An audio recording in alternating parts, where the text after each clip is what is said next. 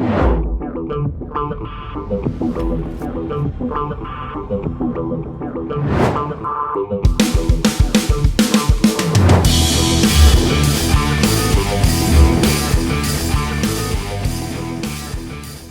happening, my fearless networking friends? Todd Falcone here. Welcome back to another episode.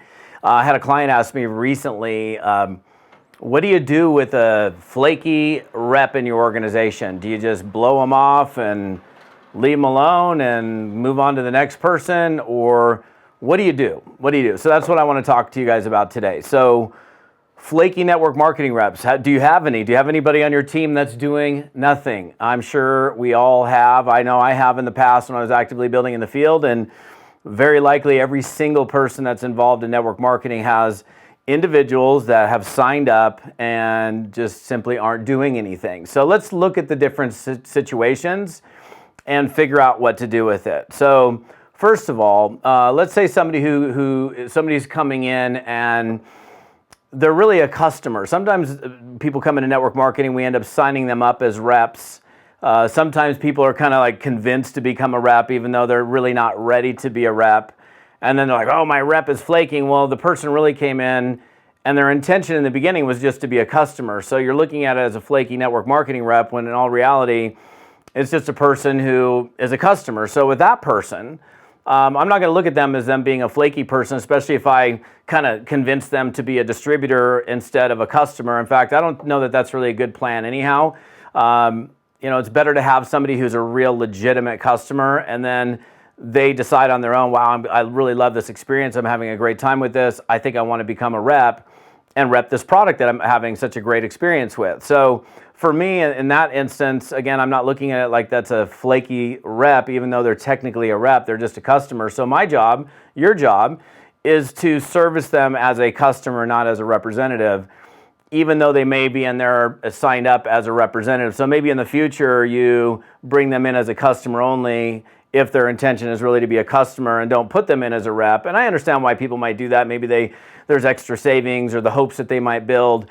But I wouldn't necessarily look at that person as a flaky network marketing representative in this case, because they're really just a customer. So in that case, what you should be doing is working with that person as a customer, making sure that they're having a good product experience, that they're taking your product or you're using your service regularly, that they're doing so in the best way possible for them to get the best experience, that they know how to take it, how to use it. If it's a service, they know how to utilize every aspect of your service.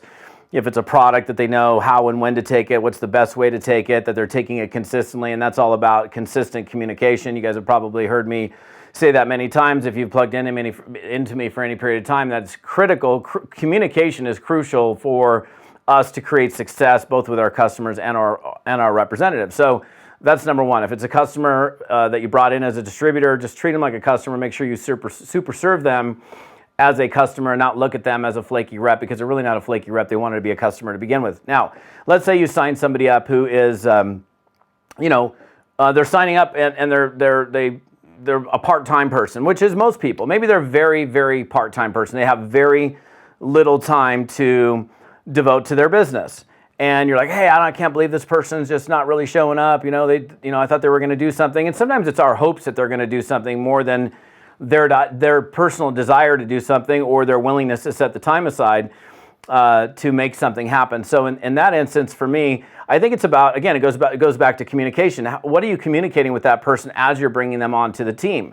Are you in complete understanding with what it is that they told you that they wanted out of the program? Or are you yet again wishing that they would do more, but they're not really in the position yet where they either have the time or they have the commitment to want to do more? So that's another thing where when we get somebody started, we need to have some level of communication with them and figure out, hey, so John, talk to me. Like, what do you want to accomplish with this thing? Do you want to go slow? Do you want to go medium? Do you want to go fast? Well, Todd, I can't even go fast because I'm so strapped for time. And yet that's a big reason, obviously, why they want to do the business, but they're really, really strapped for time. Now, so in that instance, and I think in every instance, it's important for us as independent representatives in network marketing to teach our people to look at their time differently, because most people don't look at their little gaps. I call them the crooks and the crannies of their day, 5 minutes here or 10 minutes there, a little break, whatever little in-between time that they might have, that can add up. the cumulative impact of those little 5-minute breaks here, a 10-minute break here, where they could be making prospecting contacts, calls, text messages, Facebook reach outs, whatever it is, however they're prospecting, that could grow extensively over time, even in very, very small pockets of time. So again, with a super duper part-time person, I think it's really important for me, I'm going to sit down with the guy and say, John, so okay, you can only work at maybe 30, I can only put 30 minutes a day in. I'm like, cool, well, what time of day do you think you'd be able to put those 30 minutes in? Well, I get home at 7, so honestly, it would probably be between 8 and 9 o'clock, somewhere in there, I had to be able to put that time in. So that tells me, as the sponsoring representative, that I know I need to be available for that individual for any kind of support during that very small window of time that person currently has available to them. And I'll even put them on my calendar up on a whiteboard so that I know that John only has Monday through Thursday from like 8 to 9 available, and I need to make sure I'm making myself available to potentially support that person in his extremely part-time effort, right?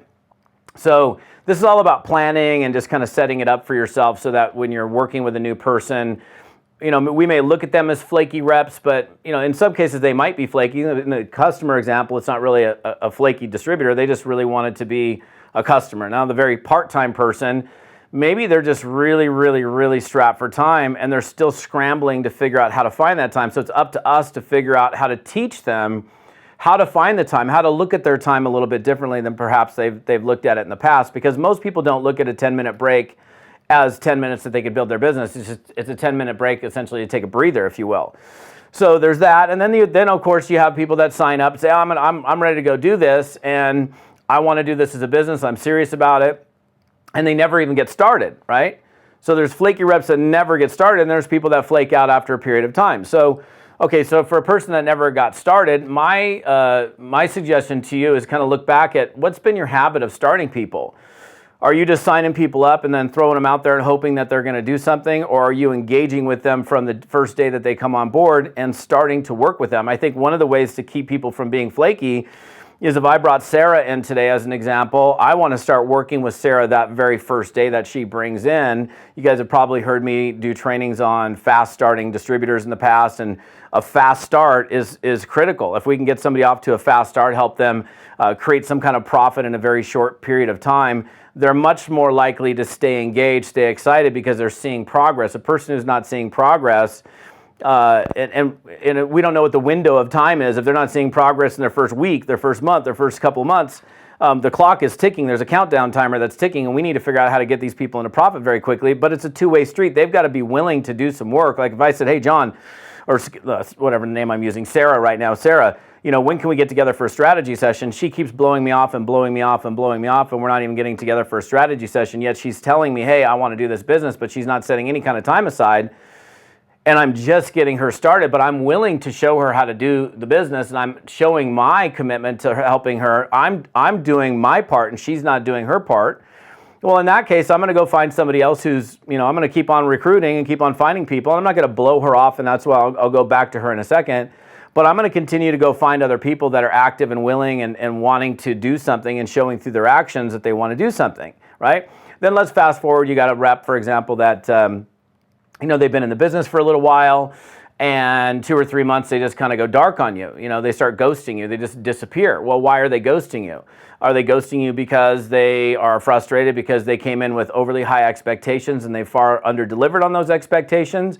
Have I been the supportive sponsor? Did I just throw them out there and kind of hope that they would actually do something when in all reality they're scared to death and they don't even know how to do anything? Or have I given them step-by-step instructions? Have I been engaged with them? Have I worked with them? Have I been hands-on with them? And over a period of time, they just kind of, maybe they got too many no's and not enough success under their belt in the time that they thought they should have seen success, and therefore they've kind of gotten frustrated and discouraged and kind of started to back off. That can happen. So again, I think that goes back to communication, having some kind of conversation with the person and going, hey, so talk to me. Like what's going on with you? How are you doing in the business? So again, it's about getting feedback from the individual. I think that's important too. Think about that. So again, what all of this goes down to, one word that I've used multiple times already, which is communication. If we're clearly communicating with people and if we're engaged with people, we're more likely to keep them. But the reality is some people are going to flake, and there's nothing that you can do about it in some instances. If you're doing your part to support them, to guide them, to mentor them, to work with them, and then they ultimately just bail out, what do you do with those people? Well, I'm going to go find somebody, and the phrase that I heard many, many years ago, almost 30 years ago now, is this phrase, work where you're deserved, not where you're needed. You guys, if you've plugged into me for any period of time, you've heard me use that phrase. That means you work with the people that are showing up, that are showing through their actions, not their lips, that they actually want to do something, and those are the people that we invest our time with. Now, if John or Susie or Bob or Billy or whoever it is, they were engaged for a while, then they flake out, well, I'm not going to just totally blow them out. I'm going to do my best to figure out what's going on with them, pick up the phone, say, hey, how can I help you? What are you frustrated with, or what are you discouraged with? Is there something that I can assist you with to help you, get back on the horse again? But some people may come back, some people may not. I will make sure that if a person totally flakes out and they just kind of ghost me, they disappear, they totally stop building, yet they're still on auto ship, for example, that's a good sign. That in that case, I'm going to make sure I keep them in the information loop. So I'll keep them abreast of events that are taking place. I'll keep them abreast of new product enhancements or new product lines or different things that are going on. I'm not going to just pull them out of the loop and just blow them off and never talk to them again. Because sometimes, many times, in fact, timing is everything for people. So maybe they got frustrated. Maybe the timing just wasn't right. Maybe they had something going on with their house or with their family members and they just couldn't get it all together. But I wouldn't get angry with somebody. I think we need to be empathetic towards somebody's situation and do our best to help them figure out what's going on. So again, it goes right back to that communication thing. Hey, John, what can I do to help you? Is there anything that I can do to help you figure out how to do this? What are you struggling with? Talk to me. What's going on? And get them to open up to you and see what's happening with them. And they're like, hey, no, I haven't, maybe you'll figure out if you ask questions, you'll figure out what the answer is, and then you'll be able to identify what to do with them. So number one, it's about communication. It's about clearly communicating with either the people that are our customers that we think are reps, communicating clearly when we're launching a new person to make sure that we know what they really want to do, what kind of time commitment that they have available to them. For somebody that's been in for a little while that may have just kind of disappeared, getting back in touch with them, seeing what's going on, seeing how we can dig in with them again and help them maybe get past this short-term roadblock or barrier that they're going through and help them figure that stuff out. So look, one thing I never do is I never totally blow somebody off. I'm never like, screw you, I'm not talking to you ever again because whatever. I'm going to be the nice guy. I'm going to keep them in the loop. I'm going to make sure that they know what's happening, know what the trainings are. If there's some new exciting thing happening, I'm like, John, hey, listen, I don't know if you know about this. Maybe they've disconnected a little bit, but they probably have.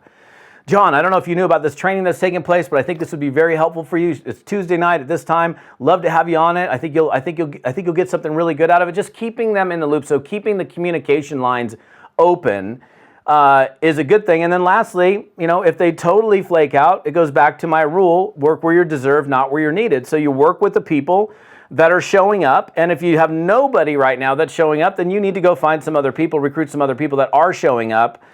And then you'll have to deal with that problem once you've got some people that are working and some people that are not working. So clear lines of communication, making sure that you're clear on what they want, what they know or don't know, helping them to clearly understand. That means mentoring these people to help them understand what to do and how to do it, actually helping them to do it. And then, of course, they've got to kind of do some of this stuff on their own. They've got to get out there and build the business and talk to people. We can't be doing, and we never do the business for them. They've got to be willing to do, I'll walk 2 steps towards you if you walk 2 steps towards me. If you walk 4 steps towards me, I'll walk 4 steps towards you. It's a two-way street. So if somebody's totally flaking, don't ever do the business for them. Keep them in the loop. Stay communicative with them. Do your best to see if you can find out what their challenge, what their obstacle is. Perhaps you can get them past it. Maybe you won't. And if you don't, you got to replace them anyhow, which is what we should be doing every day. We should be recruiting. We should be putting new customers, new distributors in our business every single day to replace some of those people that for whatever reason they choose to flake out. So that's it for today. Listen, I don't know where you're listening to this, plugging into this, whether it's on YouTube, on my podcast, on my website. Best thing to do if you want to get the rest of this episode, go to toddfalcone.com/episode 24. You can see the rest of the details there. We have some great downloadable cheat sheets and things that'll help you be a better, more fearless network marketer. I appreciate you guys for plugging in. We'll see you on the next episode. Thanks for watching.